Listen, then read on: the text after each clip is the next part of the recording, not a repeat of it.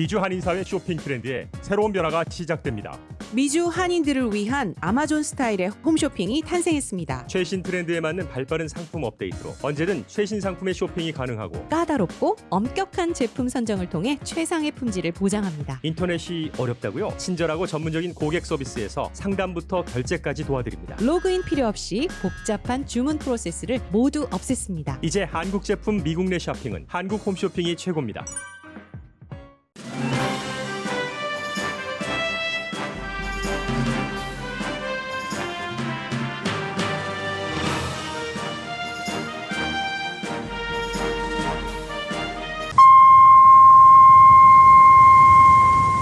사랑과 감사의 계절 라디오 서울이 함께합니다. 강혜신의 오늘의 미국.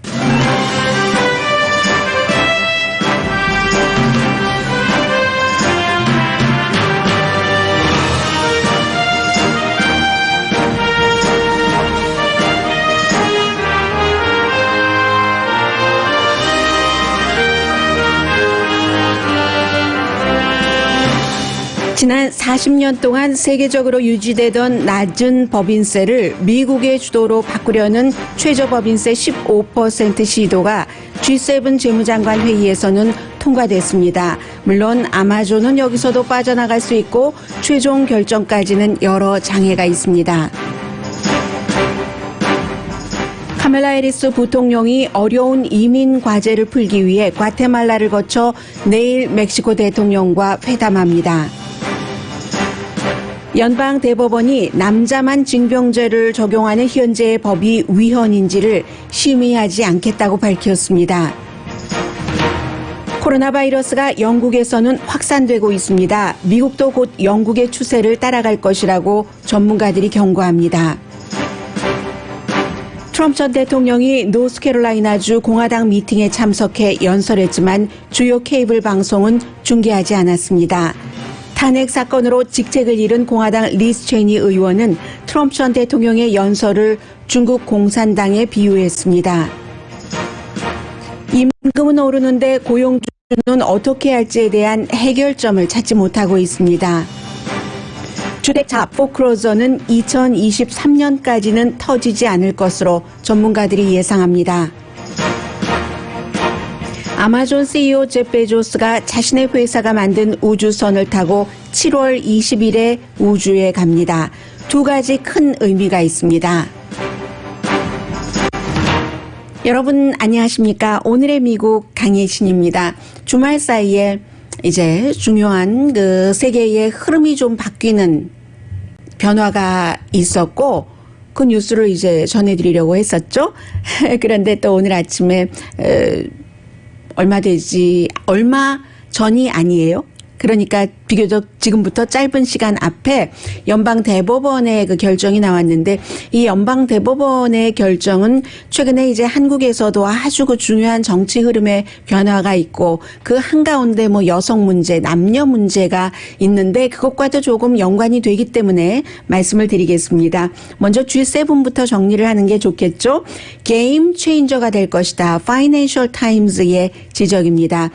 이번 주말부터 이제 G7 정상들이 뭐 영국 그리고는 이제 각 나라들이 또 이웃 나라에서 또 다른 일들을 하게 되는데 물론 이제 바이든 대통령도 마찬가지고요. 그 전에 주말에 미국의 재무장관은 자넷 옐렌이고 G7 정상 회의에 앞서서 재무장관 회의에서 최저 법인세를 15%까지로 하는 것을 G7 국가의 재무장관들이 합의를 했습니다. 이게 중요한 것은 이제 미국의 주도로 됐다는 것이고 원래 바이든 대통령도 이 15%도 21%로 4월 달까지만 하더라도 그렇게 하다가 15%로 조금 낮췄는데 지금 세계적으로 이 법인세를 최저 법인세를 만들어야지 된다 하는 것이 힘을 받는 이유는 뭐 두 가지죠. 첫 번째는 각 나라가 특별하게 몇몇 나라를 제외하고 아주 그 법인세를 작게 해서 회사들이 그쪽에서 뭔가 또 다른 회사를 설립을 해서 세금을 본국에 말하자면 뭐 미국 회사면 미국에 안 낸다던가 이런 형태로 해서 국가가 수입을 잃어버리는 것을 없앨 수 있고 그게 뭐 아주 지금 그 중요한 문제잖아요. 그리고는 이제 기본적으로 늘 세계화 이후에 해외로 뭔가를 그 부적절하게 세금을 내지 않기 위해서 회사를 설립하고 하는 이런 것을 단속한다는 의미가 있고요. 해서 Financial Times가 게임 체인저다라고 얘기한 것은 이런 부분에서 그랬을 겁니다. 1980년대에 세계의 기본적인 그 법인세가 40%였습니다.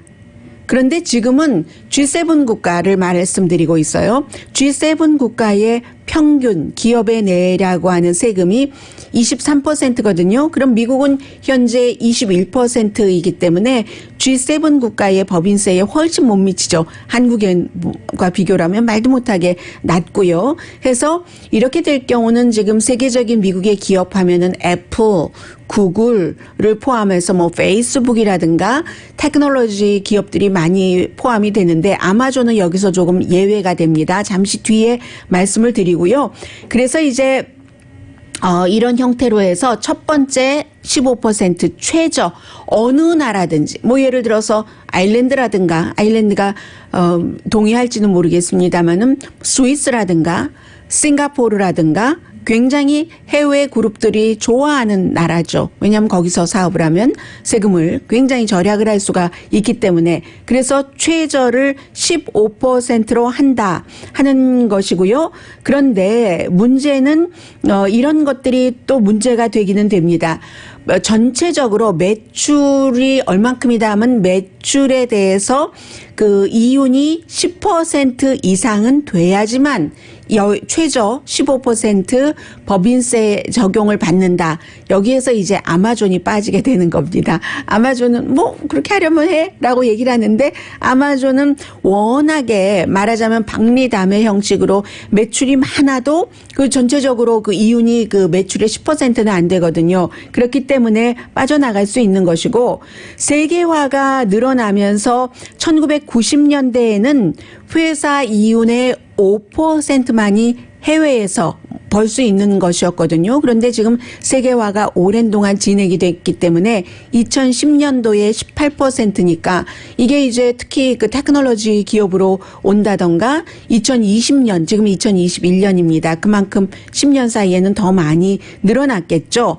해서 이것은 큰 그림으로 보자면 자넷 옐런 미국 재무장관이 얘기한 것처럼 다국적주의가 살아났다라는 것이고 세계화 지난 4년 동안 세계화가 악마야라고 많이 얘기를 했었던 뭐 그런 사람들의 말을 들어왔는데 그 세계화가 다국적주의가 다시 살아나고 있다 하는 것이 자넷 옐런의 얘기고요. 미국 뭐 디지털 서비스로 인한 그 세금이 굉장히 많이 거칠 것이죠.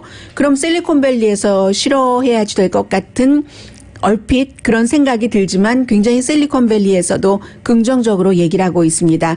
페이스북 대변인이 국제적인 세금 개혁을 우리도 원했다. 우리도 너무 복잡하고 그 나라가 그렇게 하니까 거기 가서 하고 했는데 이렇게 공통적으로 세계가 뭐 힘을 합쳐주면은 우리는 따른다. 세금을 더 내더라도 아주 그 어수선한 것보다 낫다라고 얘기를 하고 있고요. 구글의 대변인도 아주 강하게 지지를 한다. 국제적으로 최저 법인세 기업에 내게 하는 세금을 최저임금을 하는 것을 우리는 이제 지지한다라고 얘기를 했고 아마존 같은 경우는 2020년도에 매출이 3,860억 달러였답니다.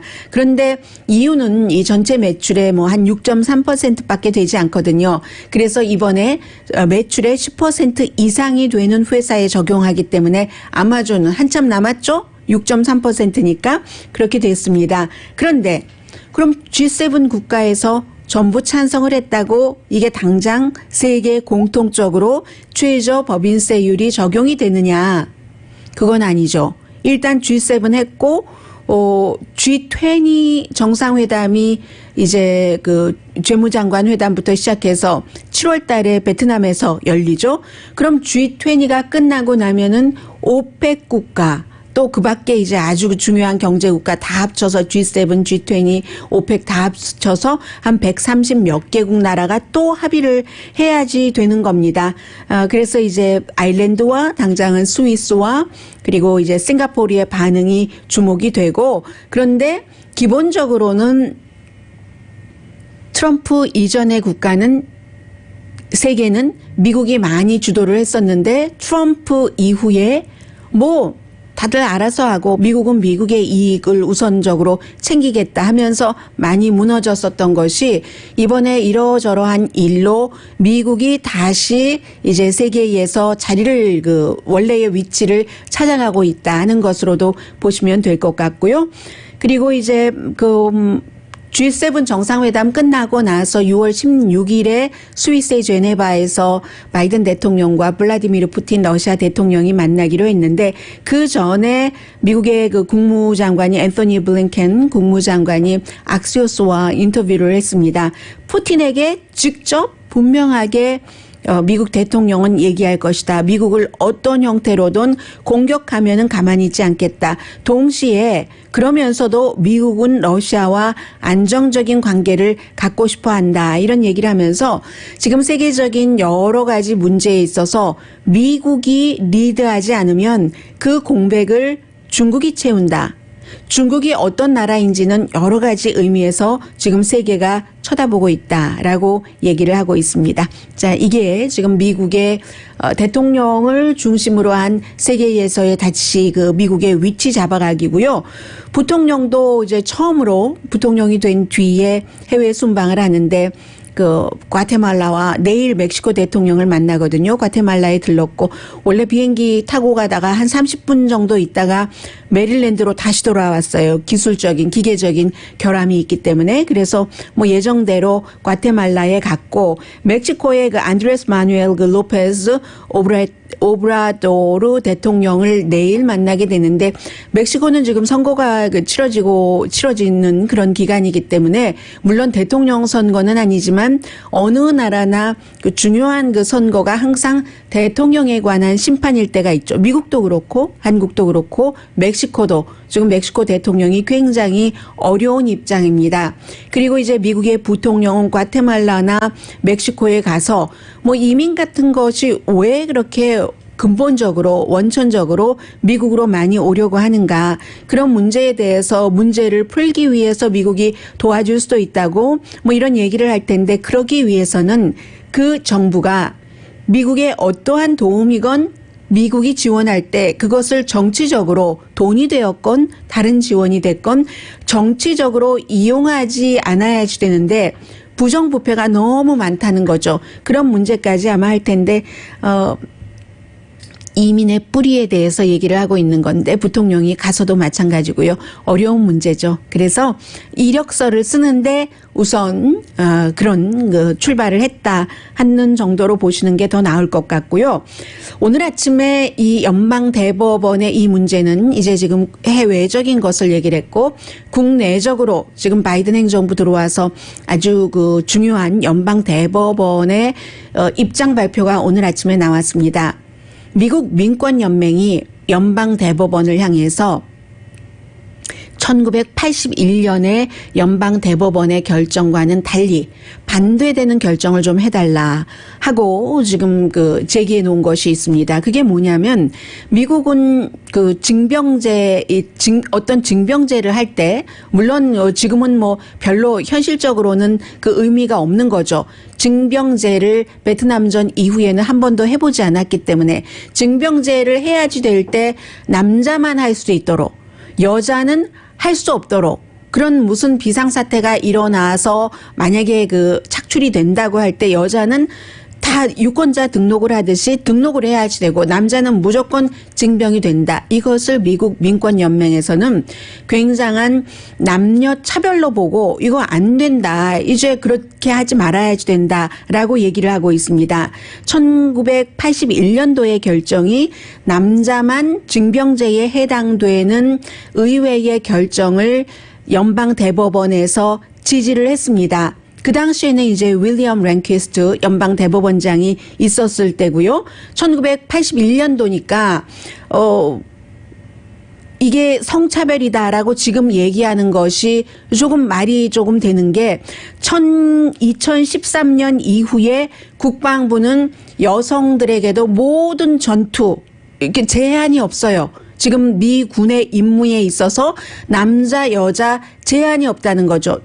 사관학교도 그 여학생들이 전부 들어가서 모든 그 전투 훈련을 받고 물론 기본적으로 신체적인 차이가 있을 수 있지만 그 신체적인 차이도 남자는 100% 여자보다 강하고 여자는 100% 남자보다 약하고 하는 것이 없기 때문에 개인의 차이이기 때문에 국방부에서는 모든 그런 그 여성이 나는 군인이 되고 싶어요. 그것도 아주 심각한 시리어스한 군인이 되고 싶어요. 해서 모든 신체적인 그 시험 관문을 테스트를 다 통과했고 그런 여성들이 많기 때문에 다 모든 장애를 없앴습니다. 그렇기 때문에 남자를 남자라는 그룹으로 보고 여자를 여자라는 그룹으로만 보는 것은 이건 현대 사회에 안 된다. 상황이 맞질 않다 하는 얘기예요. 그래서 이제 그 민권협회에서는 이걸 판단을 해달라라고 얘기했는데 오늘 연방 대법원에서는 심의하지 않겠다라고 얘기를 했습니다. 연방 대법원의 입장은 그 국방에 관해서는 의회의 결정을 존중한다는 거죠. 의회가 징병되는 남자만 하고 여자의 경우는 뭐 신청서를 써내야지 된다 했으니까. 그런데 이렇게 될 때 심의하지 않는다 할 때 그 연방 대법원에서 뭐 설명서를 붙일 필요가 없거든요. 그런데 이번에는 설명서를 붙였습니다. 연방 대법원 내 그 대법관 9명 가운데 3명이 소니아 소토마요르 그리고 스티븐 그 브레이어 한 사람은 보수인 공화당 성향인 브렉 캐버나우 트럼프 전 대통령이 임명되기 전에 북가주에 사는 어떤 그 여성 교수를 10대 때 뭐 파티에서 뭐 강간했다 뭐 이런 주장이 있었는데도 결국은 그것이 뭐 흐지부지 되면서 연방 대법관이 된 브렉 캐버나우도 이 세 사람이 그냥 아무런 설명도 하지 않아도 되는데 의회에 이 같은 말을 했습니다. 의회가 다시 고려를 해봐야지 된다.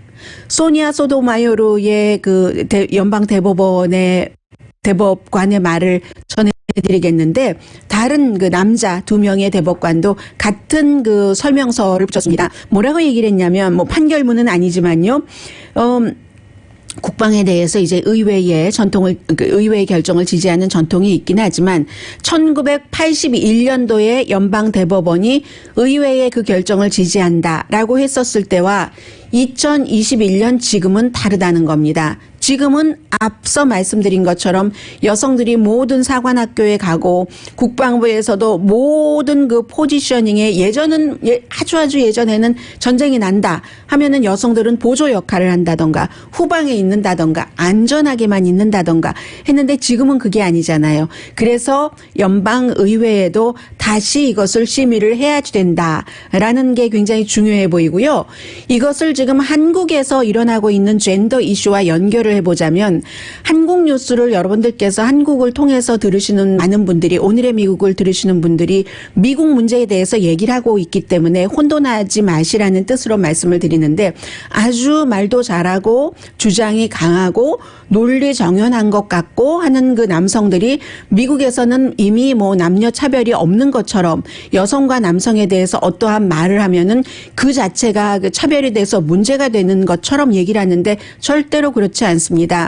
미국에서도 남녀 차별이 아직도 존재를 하고 남녀 차별이 임금에서부터 직책 올라가는 것부터 이런 그 국방에서부터 다 지금까지 아직까지도 완전히 해소되지 않았기 때문에 이런 이러한 문제를 연방 대법원에 심의를 해달라고 하는 거고요. 그리고 이제 부분적으로 미국에서 해결이 됐다면 그러한 과정이 있었기 때문에 이를테면 뭐 정확하게 어퍼머티브 액션은 아니지만 미국에서 직장에서도 분명히 남녀에 대해서 어떠한 그 진급할 때 봉급 똑같은 일을 하고 능력을 여성이 더 내도 남자가 봉급을 더 많이 받아갑니다. 그리고 남자가 봉급을 더 많이 달라고 요구를 하면은 그거 당연한 거지 하고 여자가 더 많이 달라고 하면 까탈스럽게 조건이 많네 뭐 이런 여러 가지 얘기를 붙이잖아요.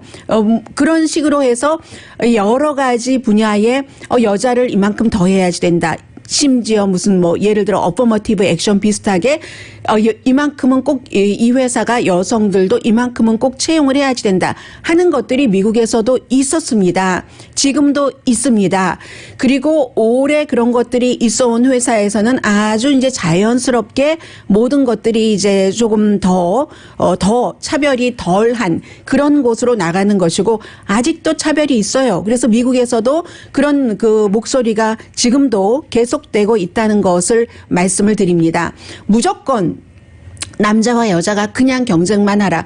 그렇게 두면은 사회에서 너무 오랜 동안 차별이 있어 왔기 때문에 절대로 평등하게 되지 않는다니까요. 그런데 최근에 한국 뉴스를 보면은 마치 뭐 그렇게 하는 것이 미국에서는 안 그러는 것처럼 하는데 그건 절대로 아니라고 말 잘하고 목소리 크고 좀 논리적으로 보이는 것처럼 말을 한다고 미국에서 몇 년 살았다고 미국에서 아이빌리그 대학 나왔다고 또 실제로 한두 가지 예를 들어요. 아주 스몰턱이죠. 아주 작은 예를 들어서 작은 예를 들자면 그런 예는 수도 없이 많죠.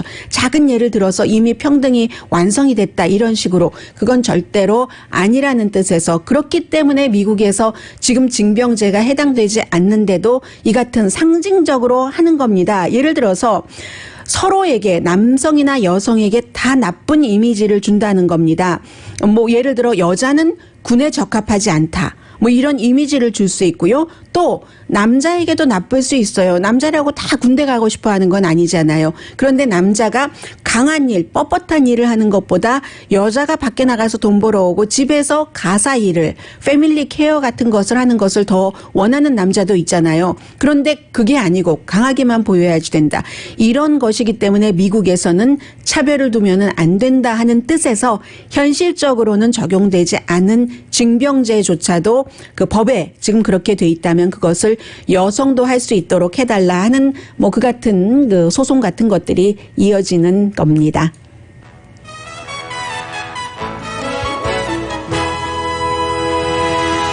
오늘의 미국은 전문가가 추천하는 이민법, 가정법 전문 재인정 종합법률사무소, 미주류 언론과 유명 인사들을 감동시킨 미주 판매 1위 카후나 마사지 체어, 한인 기업의 자랑 카후나 마사지 체어, 코지다운 갤럭시 거위털 이불은 잠이 솔솔 오게 하는 기능성 거위털 이불, 거위털 이불 전문회사 코지다운, 언제 어디서나 내 맘대로 골라보는 한국 TV, 한국 쌍방울이 만든 최고의 KF94 방역 마스크 트라이를 미주 최초로 출시한 한국 홈쇼핑 공동후원입니다. 잠시 뒤에는 지금 코로나 바이러스가 제가 말씀을 드리게 되네요. 코로나 바이러스 시대에 한 번도 미장원에 가지 않았었고 미장원에 갈 수 없었잖아요. 그리고 올해 1월 달에 가서 한번 헤어컷하고 지난 주말에 가서 헤어컷을 했는데 헤어컷 해주시는 그 미용 선생님이 얘기를 하시는 거예요. 이거 너무 일찍 개방하는 거 아니에요? 라고 얘기를 하면서 저희 미장원은 이렇게 그 마스크 캘리포니아주에서도 쓰지 않아도 된다고 해도 쓸 것 같아요. 그런데 걱정인 게 손님들이 안 쓰신다고 하면 그걸 쓰라고 할 수는 없잖아요. 라고 얘기를 하셨거든요.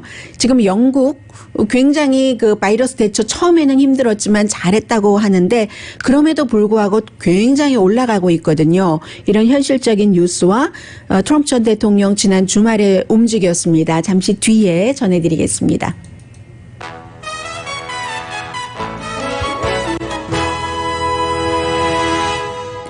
라디오 서울 방송 오늘의 미국 듣고 계십니다. 네, 지금 제가 여러분들 광고 들으시는 동안 뉴스를 보고 있었는데요. 뉴욕에서 일생에 한 번 경험할까 말까 하는 대규모 콘서트를 엽니다. 뉴욕 시티 홈커밍 콘서트라고 해서 센트럴파크에서요. 센트럴파크에서 3시간짜리 공연인데 한 6만 명 정도는 모일 것이다 하는 것을 지금 뉴욕시장이 좀 전에 발표를 했거든요. 이게 전부 코로나 바이러스 이겨내고 하는 여름 콘서트, 정확한 날짜는 아직 안 보이네요. 날짜는 안 보이지만 아무튼 여름에 하겠다는 거예요. 6만 명. 이러면 걱정하시는 분들도 계시는데 영국이 지금 코로나 바이러스가 늘어나고 있고 이것이 곧 미국도 영국을 따라서 갈 것이다라고 전문가들이 경고하고 있기 때문에 전해드립니다. 영국은 유럽연합과는 달리 이 코로나 바이러스에 대해서 굉장히 성공적이었죠. 우선 기본적으로 백신 같은 것을 개발을 하면서 굉장히 가격을 싸게 책정을 했고요. 그리고 또 처음에는 좀 아니었는데 영국의 보리스 존슨 총리가 본인의 그 피앙세도 그렇고 코로나 바이러스에 걸린 뒤에 그 다음에 이제 뭐 병원에 입원하고 그 뒤에 나와서는 굉장히 강하게 할 수 있는 단속을 다 하고 했습니다. 당시에 더군다나 그 피앙세가 나이 차이가 굉장히 많이 나고 그리고 임신 중이었기 때문에 충격이 컸겠죠. 그래서 보리스 존슨이 처음에는 그냥 아무것도 안 하고 사람들을 섞이게 함으로 인해서 집단적인 면역이 되는 것으로 가다가 본인이 막상 걸려보니까 방향을 확 틀었습니다. 그래서 영국이 이제 다른 그 유럽연합 국가나 그 주변 국가에 비해서 훨씬 지금 잘 되고 있어서 최근에는 하루에 코로나 바이러스로 사망하는 사람이 10명 미만이거든요. 1월 말에 하루에 한 1,200명 정도가 코로나 바이러스로 영국에서 숨졌습니다. 뭐 사망률은 미국의 10분의 1도 안 되는 거예요. 지난달에 이달 들어선 더 할 것 같기도 하고요. 아무튼 10분의 1도 안 됩니다. 영국은. 그럼에도 불구하고 케이스가 굉장히 많아지니까 이게 이제 변이 바이러스 때문에 그러는데 영국의 변이가 아니라요. 영국의 변이는 알파, 베타, 델타, 감마 이렇게 돼 있으니까 감마, 델타, 알파, 베타, 감마, 델타 이렇게 돼 있죠. 영국 거는 알파잖아요. 그런데 영국에서 최근에 델타, 인도 처음에 우리가 이름을 국가로 불렀다가 이거 안 된다. 국가에 오명이 된다 해서 중국 바이러스, 우한 바이러스, 쿵후 바이러스, 에이시안 바이러스라고 안 부르듯이 알파, 베타, 무슨 뭐 감마, 델타 뭐 이렇게 했잖아요. 인도의 델타 바이러스가 굉장히 지금 영국에서 많이 퍼지고 있다고 하거든요. 그러면서 이제 뭐 개방을 하니까 자연스럽게 이게 확 퍼지고 있는 거예요. 그래서 이게 문제가 된다 하는데 지금으로서는 케이스가 몇 개가 나온다는 것은 별로 중요하지가 않죠. 백신 이전에는 중요했지만 백신을 맞고 난 이후에는 지금 뭐 사망자도 백신 맞고 숨지는 분은 거의 안 계시기 때문에 그렇긴 하지만 계속 이렇게 변이 바이러스가 나올 경우에 백신이 감당하지 못하는 케이스가 있을 수 있기 때문에 영국이 지금 개방하다가 다시 또 이제 문을 닫는 거잖아요. 미국도 마찬가지로 최근에 그 바이러스 백신 그 접종 받는 사람들이 뚝뚝뚝뚝뚝 떨어져서 이제 백신 접종소도 문을 닫고 다른 사람이 다 맞았는데 뭐 하고 사람들도 마스크도 쓰지 않고 다니고 하니까 좀 느슨해지는 거죠. 그래서 아마 70% 그 백신 접종을 7월 4일 독립기념일에 맞춰서 한다는 게 달성하기 힘들지 않은가? 뭐 지금 이런 얘기들을 하고 있기 때문에 할 수 있는 모든 일을 지금 정부로선 다 합니다. 더군다나 바이든 대통령은 정치적으로 코로나 바이러스를 대통령이 되고 난 이후에 백신 접종 분배하고 하는 것을 굉장히 잘했다 해서 지지율이 올라갔는데 이것을 그리고는 항상 그 목표치를 조금 낮게 잡았는지 모든 이 코로나 바이러스에 대해서 목표치보다 더 위로 올라갔었는데 이게 정말 중요한 목표잖아요. 7월 4일까지 집단 면역 70% 이상이 백신 접종을 받는 것. 이게 힘들까 봐 여러 가지로 지금 할 수 있는 모든 것을 다 하고 있습니다. 방금 전에 텔레비전에서 트럼프 전 대통령을 봤어요.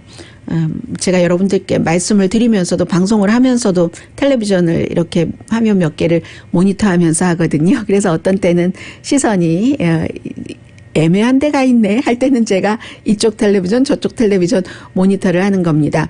트럼프 전 대통령이 그 노스캐롤라이나주 공화당 미팅에서 토요일에 연설을 했습니다. 그 연설을 한 게 페이스북이 앞으로도 2년 더 우리 페이스북을 사용할 수 없다라고 결정을 한 다음 날에 한 거잖아요. 뭐 여전했습니다. 미국 역사상 가장 부패한 선거였다. 증거 없이. 민주당이 바이러스를 정치적으로 이용한다. 어느 정도 정치적으로 굉장히 활용을 하고 있는지는 모릅니다. 잘한다. 이거 우리 이렇게 잘하고 있어 하는 것. 그리고 우편 투표가 내 표를 다 훔쳐갔다. 제3세계의 선거처럼 미국의 2020년 선거는 진행됐다. 세기의 범죄다. 사이버 책임자가 트럼프 전 대통령이 임명한 그 사이버국의 책임자가 미국 역사상 이렇게 깨끗한 선거는 없었다라고 얘기를 했었습니다. 그리고 미국이라는 나라는 지금 파괴되고 있다. 파괴할 권리가 없는 사람들에 의해서 이런 것들이 트럼프 전 대통령이 한 얘기입니다. 그리고 여기서 박수를 가장 많이 받았거든요. 저의 느낌으로는 나는 민주주의를 지키는 사람이다. 나는 민주주의를 지키는 사람이다. 민주당은 나라를 파괴하고 있다. 뭐 이렇게 얘기할 때 가장 큰 박수를 받았습니다. 그리고는 이제 그 자리에서 하원 의원인데 테드 버드라는 하원 의원이 상원 선거에 나가거든요. 그 후보로서 공식 지지했는데 노스캐롤라이나주 하면은 대통령의 며느리인 라라 트럼프 둘째 아들 에릭 트럼프의 와이프가 원래 상원 의원에 나가네 안 나가네 하다가 뭐 그날도 시아버지와 같이 있었어요. 하면서 나 선거에 출마하지 않는다라고 먼저 발표를 하고 그리고 며느리가 출마하지 않는다고 하니까 이 테드 버드 의원을 이제 지지한다고 얘기를 했는데 이 트럼프 전 대통령의 경우는 앞으로 2022년 내년에 치러지는 선거에서 지지하는 후보가 어떤 뭐 이념 이런 것이라기보다도 나를 지지한 사람이면 지지하고 나에 반대하는 사람은 떨어뜨리기 운동을 한다. 이게 지금 트럼프 그 전 대통령의 입장이고 해서 지난 2월 달에 그 보수적인 그 회의, 그 플로리다주에서 있었죠. 컨서버티브 그 CPEC 회의 이후에 그 이후에는 몇 개월 만에 처음으로 지금 대중 연설을 한 것이고요. 다음 달에도 2번 있고 여름에 또 있고 그런데 이렇게 말씀을 전해드리는 것은 아직도 공화당 가운데서 정치인 가운데서 가장 중요한 사람 하면은 한 사람 꼽으라면은 트럼프 전 대통령입니다. 왜냐하면 공화당 유권자들의 85%가 트럼프 전 대통령을 지지하면 나도 지지하고 트럼프 전 대통령과 생각이 다르다던가 지지하지 않는다던가 하는 사람은 그런 후보는 나도 싫어한다 하니까 트럼프 그 대통령이 지금 강할 수밖에 없는 거예요. 그리고 플로리다의 그 디센티스 주지사가 론 디센티스 주지사가 강할 수밖에 없는 게 무조건 다 트럼프 대통령과 함께하니까. 조지아주의 마조리 테일러 그린 의원, 연방 초선 하원 의원이 강할 수밖에 없는 것도 트럼프 전 대통령과 같이 하고 있기 때문에 그런 겁니다. 그래서 이런 내용이었고요. 사실은 더 많이 얘기가 됐었던 건 뭐 트럼프 전 대통령이 바지를 바꿔 입었네. 어쩌니 하면서 사진 보여주고 뭐 보면 막 주름이 잡혀 앉아 있을 때 이 바지 뒤에 주름 잡혀 있는 것처럼 이렇게 주름 잡혀 있고 그렇긴 했거든요. 근데 제가 보니까 버클이 앞에 있던데요. 뭐 아무튼 그게 더 큰 뉴스. 후진 뉴스 매체일수록 그런 것을 더 강하게 많이 지적을 했었죠. 그리고 여러 가지 이제 트럼프 전 대통령의 말 같은 것을 들어보고 다시 또 리즈 체니 공화당의 서열 3위였다가 지금은 공화당의 연방 하원 의원 딕 체니 전 부통령의 딸인 리즈 체니 의원이 미국과 민주주의에 대해서 말하는 것을 보면 나만 민주주의를 지킨다. 민주주의를 파괴할 자격이 없는 사람이 민주주의를 지금 파괴하고 있다라고 얘기를 했잖아요. 그런 트럼프 전 대통령 말하는 걸 보면 정말 위험하다. 대통령 그 민주주의를 보호하겠다고 한 서약도 지키지 않았고 트럼프 전 대통령이 연설을 얘기를 하거나 아니면 아무도 듣지 않는 그런 굉장히 그 우파적인 팟캐스터와 인터뷰도 하거든요. 그런 얘기를 들어보면은 중국 공산당이 하는 말과 똑같다. 예를 들면 미국의 지금 시스템이 제대로 작동되지 않고 있다. 민주주의 작동되지 않고 있다. 이게 공화당이 계속 하는 얘기잖아요. 트럼프 전 대통령이 미국이 선거가 제대로 되지 않았어. 얘기하면은 중국 공산당이 거봐. 미국의 민주주의는 지금 제대로 작동하고 있지 않잖아. 이런 의미에서의 공산당이 하는 말과 똑같다. 이러한 것들이 굉장히 미국에 데미지를 주고 있다라고 얘기를 했고요. 잠시 뒤에 경제와 관련된 뉴스 전해드립니다.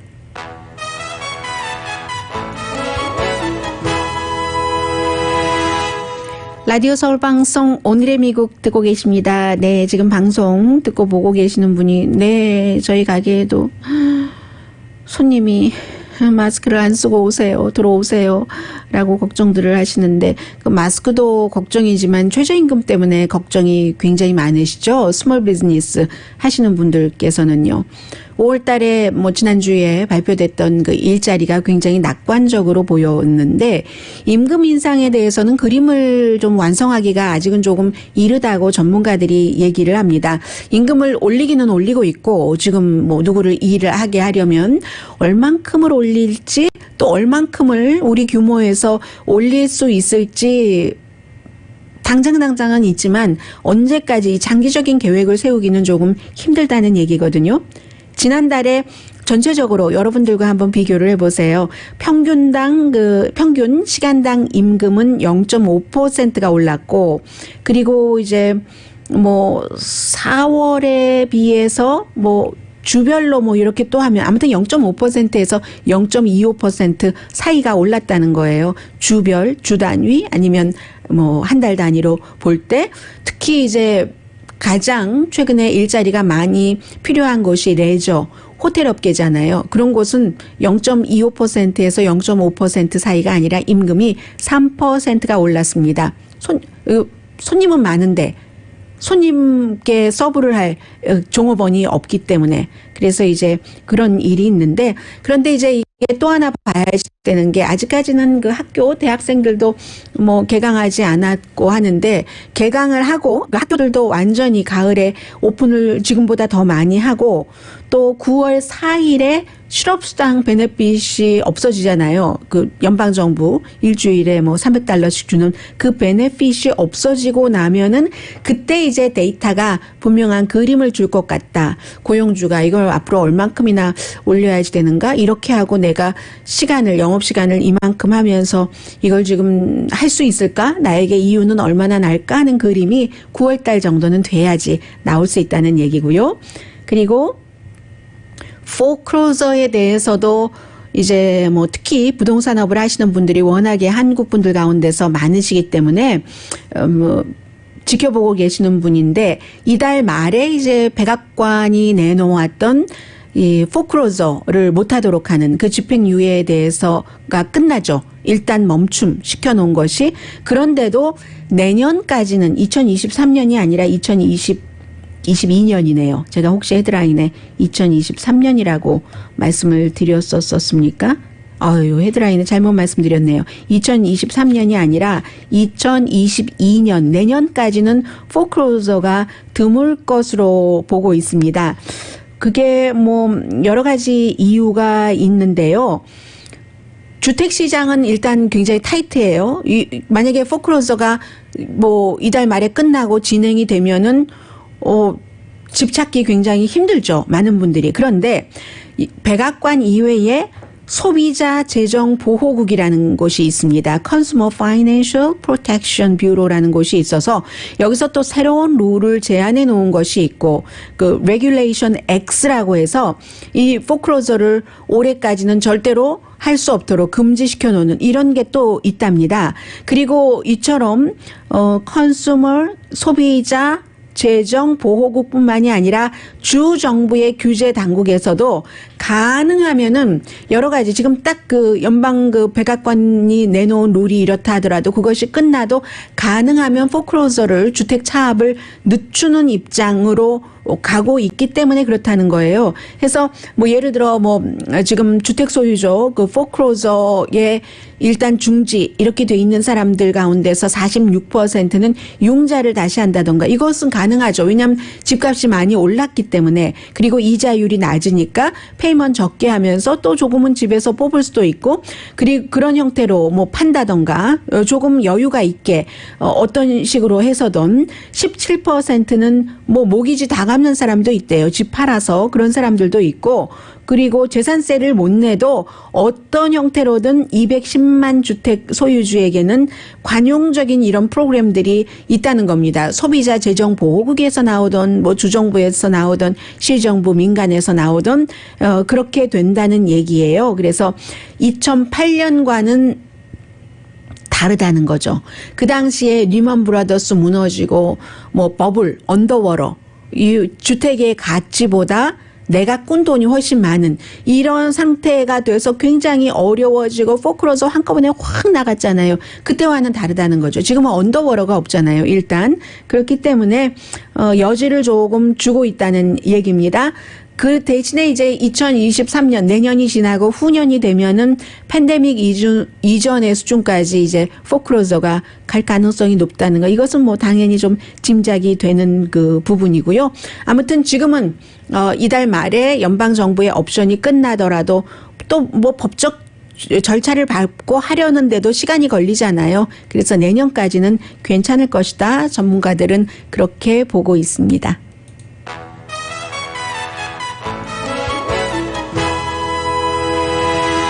라디오 서울 방송 오늘의 미국 듣고 계십니다. 네, 우주 하면은 눈을 번쩍 뜨시는 분들이 굉장히 많으십니다. 제프 베조스가 일론 머스크보다 먼저 우주에 가네요.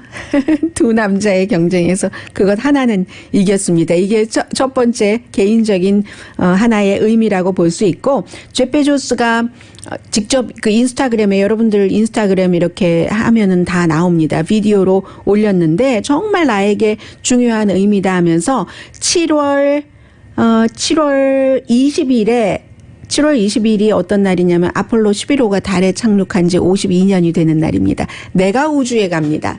내 동생을 초대를 했습니다. 동생은 친구와 같이 정말로 중요한 관계이기 때문에 하면서 본인의 그 블루 오리진 회사의 뉴 셰파드라는 그 로켓쉽을 타고 우주로 간다는 얘기입니다. 7월 20일에 저 평생 이 일 하고 싶었던 일입니다. 우주에서 지구를 내려다보면 그러면 당신이 만약에 그럴 수 있다면 당신을 바꿀 겁니다. 라고 얘기를 합니다. 이건 빅딜이에요. for me. 라고 이제 제프 베조스 아마존의 CEO가 얘기를 하는데 그리고 6명이 함께 가는데요. 6명에 대한 그 비딩이 시작이 됐거든요. 우주 이제 제프 베조스와 같이 타고 가려면 좀 이렇게 듬성듬성 타겠죠. 지금까지 15번 임무를 완성을 했고요. 이 로켓쉽이요. 한 번도 사람을 태운 적은 없습니다. 뭐 텍사스로 어디로 가서 성공을 했잖아요. 해서 280만 달러를 내야지 되는데 143개국에서 280만 달러를 내고 우주에 가서 오래 머무는 게 아니에요. 그 무중력 상태에서 딱 3분 머물고 그리고는 이제 지구로 다시 돌아오는 곳에 6,000명이 현재까지 나요 저요 했답니다. 25만 피트 위 상공을 가는 그런 것이니까 글쎄요. 아주 새로움이긴 새로움이죠. 대단한 새로움이죠. 오늘의 미국은 전문가가 추천하는 이민법, 가정법 전문 재인정 종합법률사무소, 미주류 언론과 유명 인사들을 감동시킨 미주 판매 1위 카후나 마사지 체어, 한인 기업의 자랑 카후나 마사지 체어, 코지다운 갤럭시 거위털 이불은 잠이 솔솔 오게 하는 기능성 거위털 이불, 거위털 이불 전문회사 코지다운, 언제 어디서나 내 맘대로 골라보는 한국 TV, 한국 쌍방울이 만든 최고의 KF94 KF94 방역 마스크 트라이를 미주 최초로 출시한 한국 홈쇼핑 공동펀이었습니다. 10시에 좋은 아침, 좋은 하루 방송됩니다. 네. 식품의약국에서 18년 전에 한번 승인을 했다가 아직 정확하게 증명되지 않았다고 하는데 알츠하이머 치료제를 승인을 했답니다. 강혜신이었습니다.